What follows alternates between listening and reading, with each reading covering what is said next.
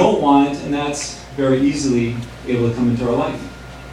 And I was at a low point about 6 years ago.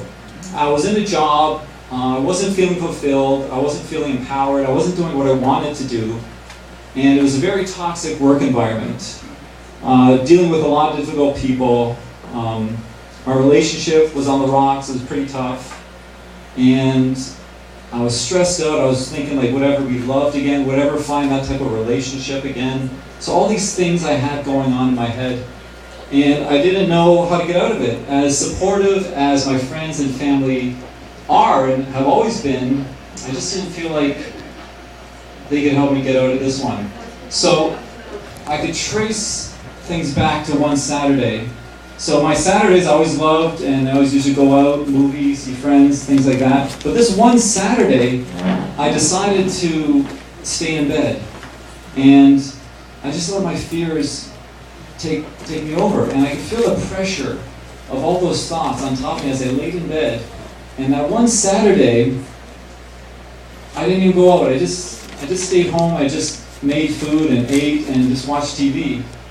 And the next day, Sunday, I woke up, and of course, I had like a sore throat, runny nose. I had like one of the worst colds. So I actually let all those depressing, immune-suppressing thoughts take hold of my energy centers, and I could feel it in my chest and my stomach, just intense pain and anxiety and all that stuff going on. So I didn't even call in sick on Monday. I went to work on Monday, just pushed through. I didn't even feel like taking the sick day. I'm like, no, I'm just going to get through it. And at that point, I realized something had to change. Like, this was a breaking point for me, because I realized that my thoughts literally made myself sick. So I'm like, oh, my thoughts are pretty powerful then. And at the time, I was really into health and fitness. So in my bedroom and office, I had 3 bookshelves, all like all these different exercises, men's health exercises, all these tons of books, just all about fitness. I was obsessed. I had to know every fact about nutrition and everything. But I had one book on there that I read about 10 years ago, and for some reason I was drawn to that book. And I picked it up and I read it again, and you've probably heard of it. It was a phenomenon about 10 or so years ago. It's called The Secret. And in that book, it has like some of the best authors in there. And anyone here has read The Secret and familiar with those authors? Yeah, amazing.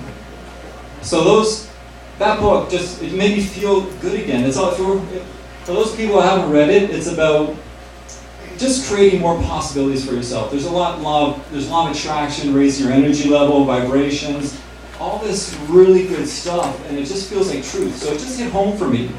So it was like they were speaking my language, and it was just what I needed at that exact time. So I picked it up, I read it, and it just spawned something in me. From there, I started reading about each one of those authors. So I would go to the library, I'd buy tons of books on tape, everything I could get my hands on. Friends were giving me books, and I became a self-help spiritual junkie.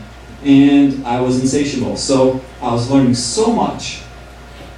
And then every author recommends something to do. So I was learning all these different systems. One author tells you to do this, another. So I was a bit overwhelmed, because like you read a book, you feel good, you put it back, read another book, feel good, put it back, and what have you assimilated into your life at that point? So I wanted to put together a framework, some type of formula that I could work in my life to feel better, and that is where I started to put together a system for myself. And I made a book. So before I made a book, I made it for myself, and I put some of it on this sheet. If you're in front of the sheet, you can take a look at it. We tried to spread them out. So this is an excerpt from my book, the Spiritual Formula Journal. And the first one to start your day with is gratitude. And gratitude is pretty popular. Like, we hear it all the time. Facebook, everyone's posting their things, gratitude, very thankful for their life. But it's great to do in the morning. And if you could do that when you start your day, you're going to be a lot better off.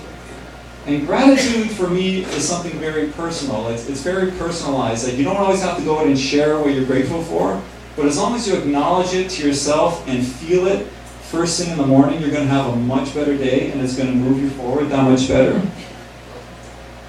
So, but sometimes you could be so down and out and feel crappy that you don't have anything to be thankful for. You might feel this way. So if you're feeling that way, try to do a couple of deep breaths.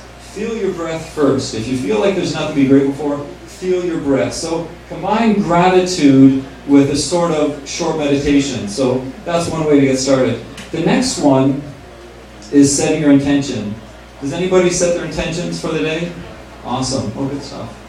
Great. So intentions are your focal point. So it's where you're going.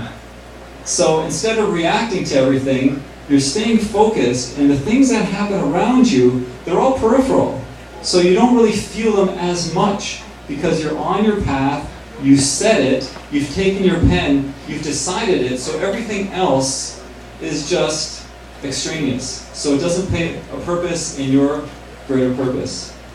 And the third thing to do in the morning are affirmations. Anyone do affirmations here? Okay, great. So they are I am statements, which is the most powerful thing you could say about yourself. Because when you say I am, you're speaking to your higher self, and you never want to say an I am negative statement, because that's going to be putting yourself down in the worst possible way. So these are goals that you're going to state in the present tense as being in the here and now, and you're going to feel them. So even though you're saying them in the future, they're here and now, your feelings are in the present, and that's going to activate more of the law of attraction and get you moving your feet more and bring those things into your life that you want. So you're going to write a few affirmations. So that's how you start your day. And when you say your affirmations, when you say your big goals, it could be something so big, you're going to feel that voice in your head, the voice in your head that puts you down sometimes, and it's going to say, yeah, right. So whether you're like, your affirmation